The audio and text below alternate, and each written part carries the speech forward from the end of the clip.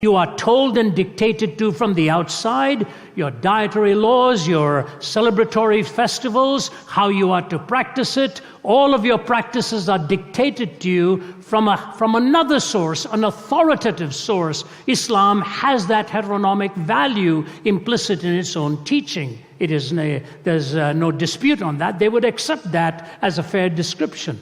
And in secular ideas, Marxism would be that kind of a heteronomous culture where the few dictate the values of the many. So you've got theonomous, God's law sort of in our own hearts, and we move along as a culture with a coherent set of values. Heteronomous, where we are told from the outside what our dictates should be. But then there is an autonomous culture, autos meaning self, nomos law, where each one is a law unto himself or herself. And America would probably describe herself as an autonomous culture, where every individual dictates his or her own moral reasoning. The fascinating thing that has happened in our time, even though we are told we are an autonomous culture, if my values autonomously then move to the fact that life is sacred, all of a sudden a heteronomous culture takes over in dictating to me that I have no right to believe it and share that in a community in any sense of dissenting value systems. Hope you followed what I've said. That if I have autonomy, why is it all of a sudden, if I believe that life is sacred and the values that I hold to are sacred, that all of a sudden I'm told from outside sources, yes, we are in theory autonomous, but you had daren't ever tell the public audience what you believe is right and wrong. Only my belief can be shared as it disagrees with yours. You have no right to ultimately publicly proclaim what you believe. So are we really autonomous then? Or do we bait and switch, allow the person to believe they're autonomous, but if they violate this, we become suddenly heteronomous? That is the new worldview under which the term tolerance really operates. That's the new worldview under which the word tolerance really operates. Now, how did all of this come about? I share with you 3 dramatic changes that took place. The first is called secularization. Secularization is the process by which religious ideas, institutions, and interpretations have lost their social significance. It is a process by which religious ideas, institutions, and interpretations have lost their social significance. That is secularization in action. When this happens, a cultural inversion takes place. And let me move to illustrate this for you so that I can move quickly to my second and third sociological phenomena that I think brought all of this about. I remember in the 1980s when I moved to Atlanta from Toronto. We were living in Toronto prior to that. Watching the transcripts of a trial that had taken place with the pornographic entrepreneur Larry Flynt. And the general opinion was that Larry Flynt's pornography was so off the charts that he even made Playboy magazine look quite normal and acceptable. That the deviance to which he had gone was absolutely unthinkable, and court cases were brought against him. But the lawyer defending Larry Flynt was very clever. The first thing he did was he said he only wanted people on the jury who did not belong to any church. And so that took a while for them to find somebody in the South who didn't belong to any church. So it took many, many days till that jury was complete. And then when the witnesses came to testify against Mr. Flynt, the lawyer defending Flynt went about it this way. He would say to them this, have you ever been into an art gallery? Yes. Have you ever paid to go into an art gallery? Yes. Have you ever paid to go into an art gallery where you've seen paintings by the great masters of art of unclothed people? Yes.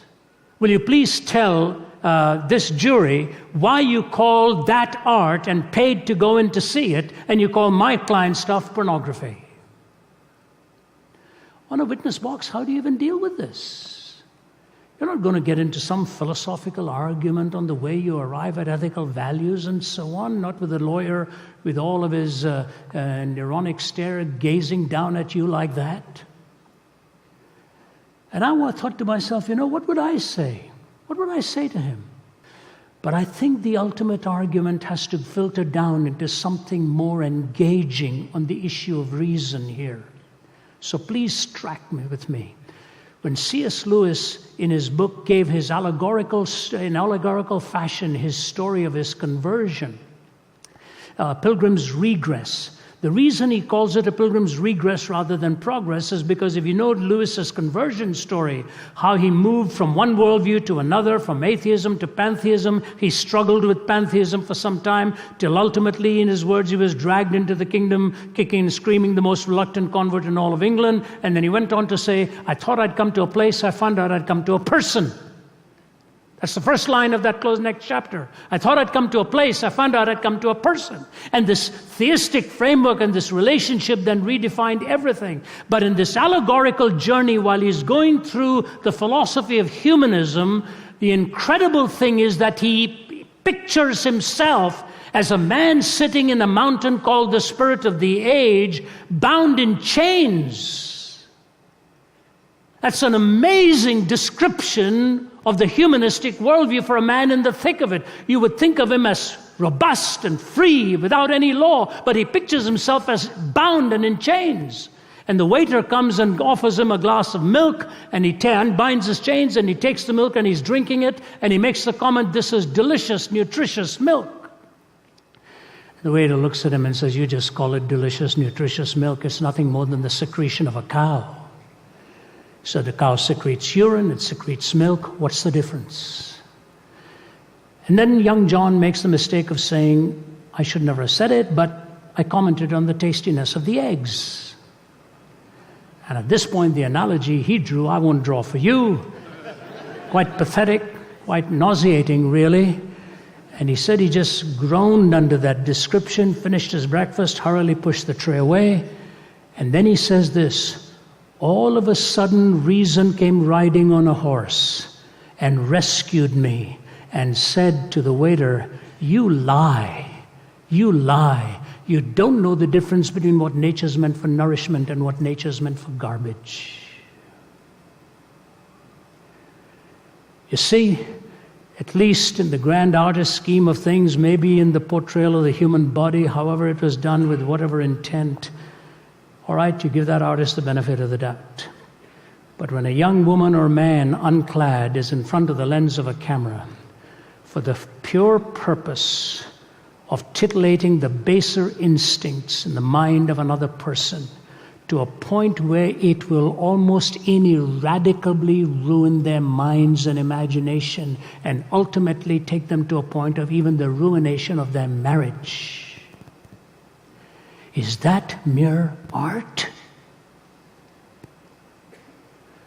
How many people do you find who go into an art gallery, come back and say, I saw a painting on the wall and it ruined my marriage ultimately? But the woman in front of that lens or the young man in front of the lens ought to look at the photographer and say, don't do this to me. Please don't do this to me in this dehumanization process of just so destroying the imagination of someone in an insatiable way that they'll never be satisfied.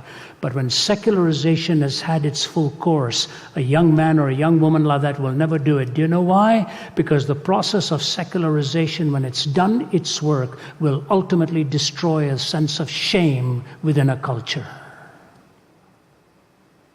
You take shame away. You take shame away from a highly educated person, and you've got a monster in the making. That's precisely what Hitler wrote. Exact words when he has him pinned today on Auschwitz. I want to raise a generation of young people devoid of a conscience, imperious, relentless, and cruel. No shame, no guilt.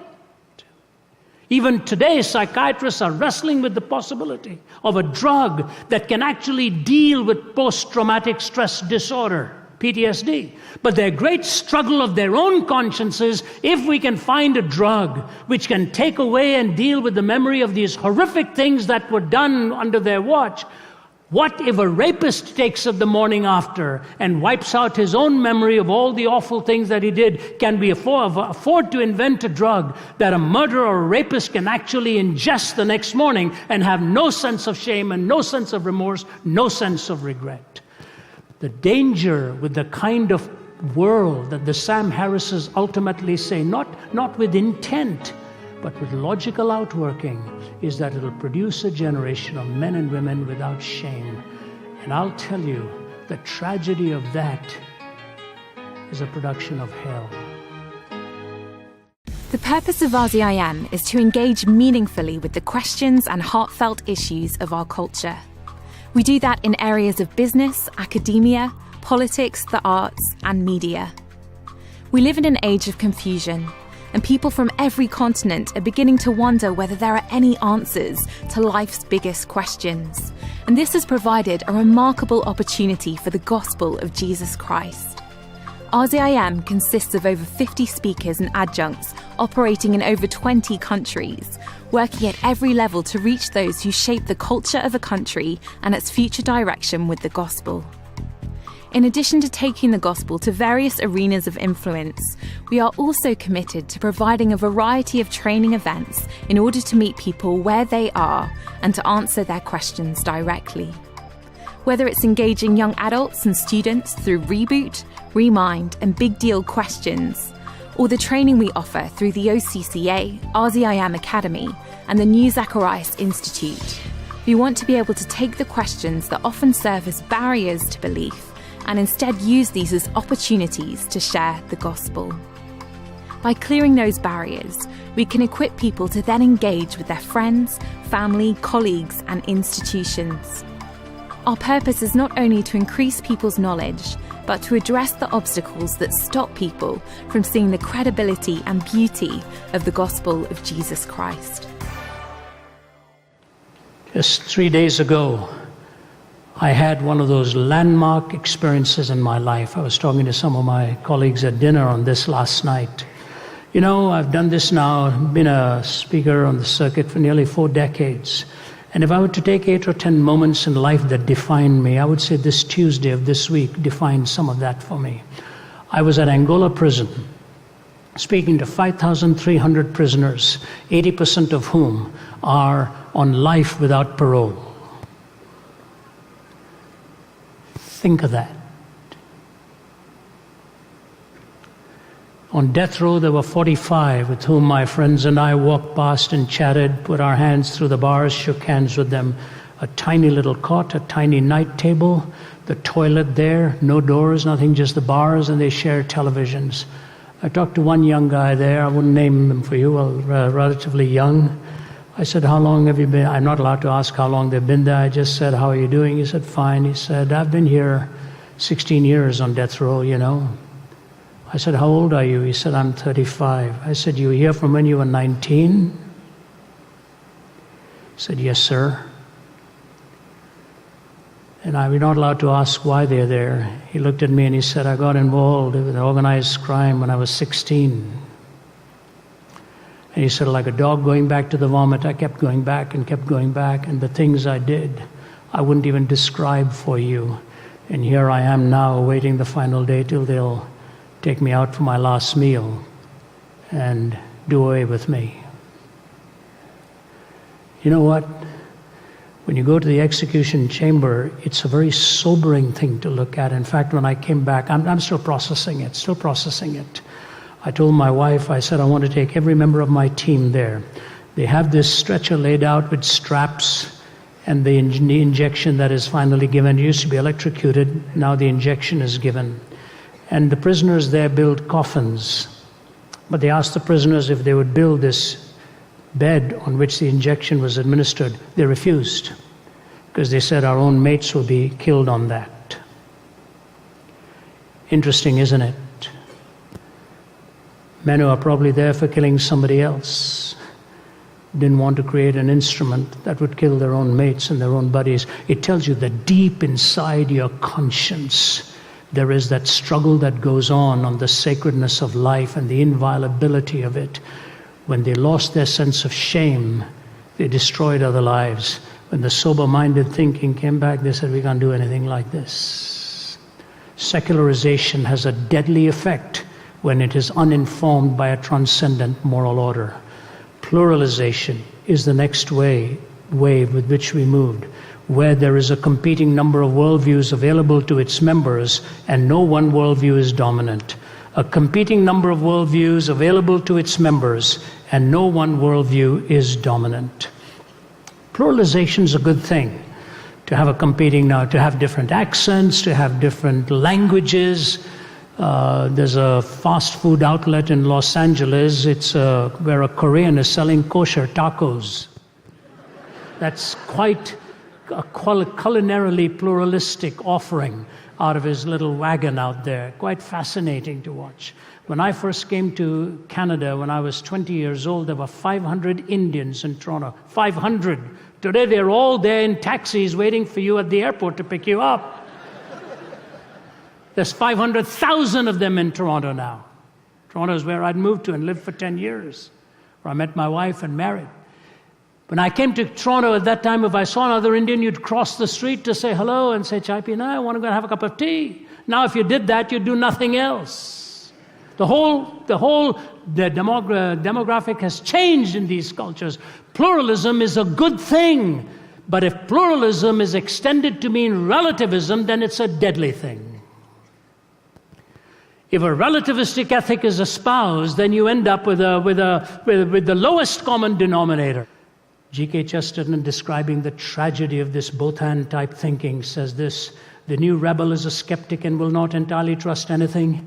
He has no loyalty, therefore he can never be a true revolutionist. And the fact that he doubts everything gets in his way when he wants to denounce anything. For all denunciation implies a moral doctrine of some kind. And the modern revolutionist doubts not only the institution he denounces, but the doctrine by which he denounces it. So he writes one book complaining that imperial oppression insults the purity of women, and then he writes another book, a novel, in which he insults it himself. He curses the Sultan because Christian girls lose their virginity, then curses Mrs. Grundy because they keep it. As a politician, he cries out that war is a waste of life, then as a philosopher that life itself is a waste of time. A Russian pessimist will denounce a policeman for killing a peasant, then prove by the highest philosophical principles that the peasant ought to have killed himself. A man denounces marriage as a lie, then denounces aristocratic profligates for treating it as a lie. He calls the flag a bauble, then blames the oppressors of Poland or Ireland because they take away that bauble. The man of this school goes first to a political meeting where he complains that savages are treated as if they were beasts, then he takes his hat and umbrella and goes on to a scientific meeting where he proves that they practically are beasts. In short, the modern revolutionist, being an infinite skeptic, is always engaged in undermining his own minds. In his book on politics, he attacks men for trampling on morality. In his book on ethics, he attacks morality for trampling on men. Therefore, the modern man in revolt has become practically useless for all purposes of revolt. By rebelling against everything, he's lost his right to rebel against anything.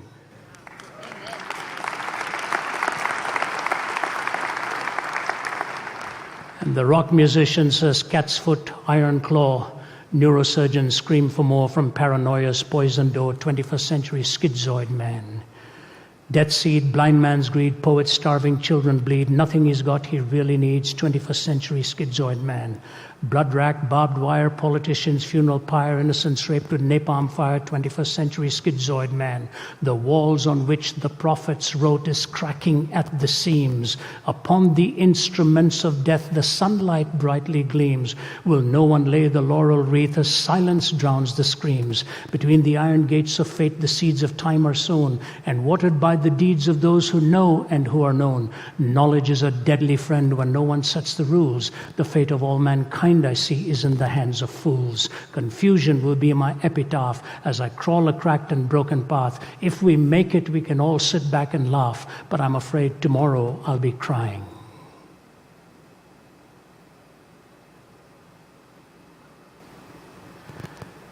The death of reason. The end of reason. When relativism is absolutized to a point where you become the self-referencing point of all moral reasoning. Ladies and gentlemen, secularization leads you to no sense of shame. In the 60s, we began to see this encroaching into our culture. Pluralization, on the heels of all of that in the academy, the law of non-contradiction was assaulted. And the so-called both hand, which is really not ultimately lived out anyway, takes wings and soars into our cultural ethos. And when I look upon it and say, the end of it is the end of shame and secularization, the end of reason and pluralization, which leads you to the last, and that is privatization. Privatization is a cleavage a breakdown in your experience between your public and your private life, and you're forced to find meaning in your private life. There's a cleavage, there's a breakdown. And what happens when that takes place? What happens is a complete loss and a complete death of meaning. No shame, no reason, no meaning. That's where we are today. That's where we are today. That's why you have come here today. Because you know the answers of the world are just not making sense, and you're hungry to find what is the best way to communicate this. You know, I was only 17 years old when I ended up on a bed of suicide. I know what it is to hunger for meaning and not have it. I know what it is to be ashamed of the way my life was going and not wanting to ever face people. I knew the irrationality of my own choices. And the thing that I least expected, a man walked into my hospital room with a Bible.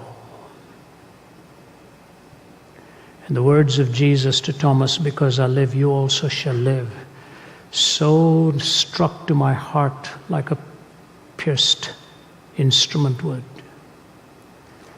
As we walked away from Angola, the chaplain to the University of Virginia basketball and football teams, a guy about 6'6", 250, big guy, George Morris, walked away, and he's walking beside me back to the plane, and he says, "You know, Ravi, in every cell I saw a Bible. But if we put that same Bible in our high schools today, they'll take us to court for invading into the life of young men and women." He said, "I guarantee you that if more of those Bibles are in those high schools, there'll be less of these people behind these bars today."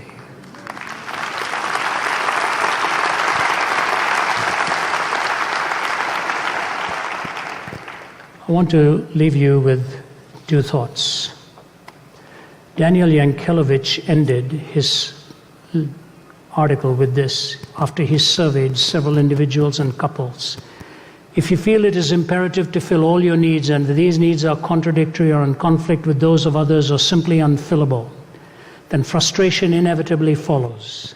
To Abby and to Mark, whom I interviewed as well, self-fulfillment meant having a career and marriage and children and sexual freedom and autonomy and being liberal and having money and choosing nonconformity and insisting on social justice and enjoying city life and country living and simplicity and graciousness and reading and good friends and on and on.